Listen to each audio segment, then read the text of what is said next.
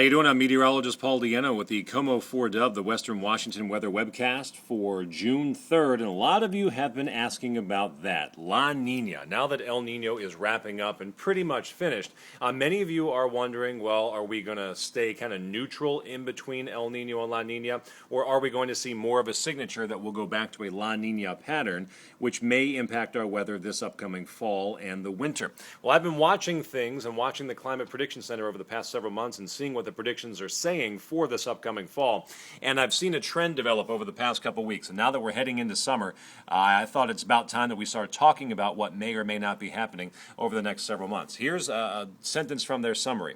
Although many models predict ENSO, El Nino Southern Oscillation, neutral conditions, which would be in between the two, there is a growing possibility of La Nina developing during the second half of 2010. Now that is the first real indicator that things are changing. We're not only leaving El Nino, but maybe heading toward cooler equatorial Pacific water, which would lead to some pretty big changes to what we would expect this upcoming fall and winter compared to last upcoming fall and winter.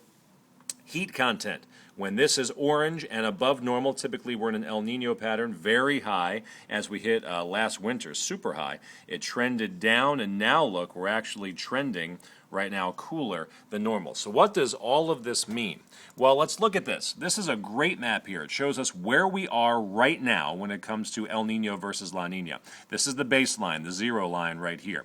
Every single computer model now, and each one of these little lines is a different computer model, everyone takes us out of El Nino, which would be 0.5 degrees Celsius of an anomaly or lower. So we're absolutely positively, if you believe the computer model, is going to come out of El Nino if we haven't already. That is going to happen, 99% chance of that happening.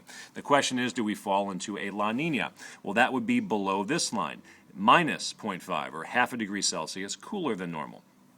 Notice now, a number of these models are right on the cusp of putting us in La Nina or dropping us even cooler than by, let's say, later on this summer into the early fall. Now, many of them keep us neutral, which would be right there in the middle, but a lot of them now are beginning to say, you know what, there's a better likelihood than not that we will fall into a La Nina pattern as we head toward fall and the winter.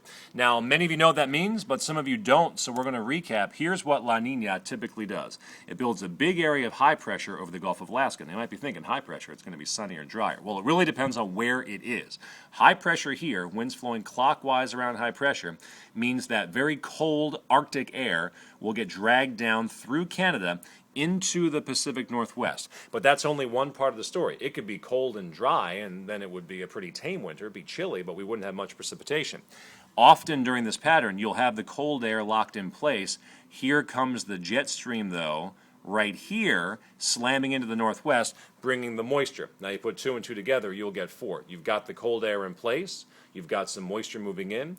This pattern means a lot of mountain snow. It means an increased likelihood of lowland snow in western Washington, and it does also increase the likelihood of flooding events because you're bringing in more Pacific moisture. Basically, the fire hose of the jet stream is pointing more in our direction. So if this were to verify, and that's still a very big if, a La Nina pattern may be developing toward the fall and this winter. So even though I want all of us to go enjoy the summer, it's only June, it's going to be an awesome summer. Western Washington summers are amazing. There are some signs that La Nina may be coming back in the fall and the winter. Not a guarantee, but it sure is looking more and more like that. Now, as for the next couple days, Friday, one more front. Speaking of the jet stream, here it comes. We're going to have some rain and wind on Friday morning. After that, things are going to be calming down. Upper level low pressure will be moving out, high pressure moving in.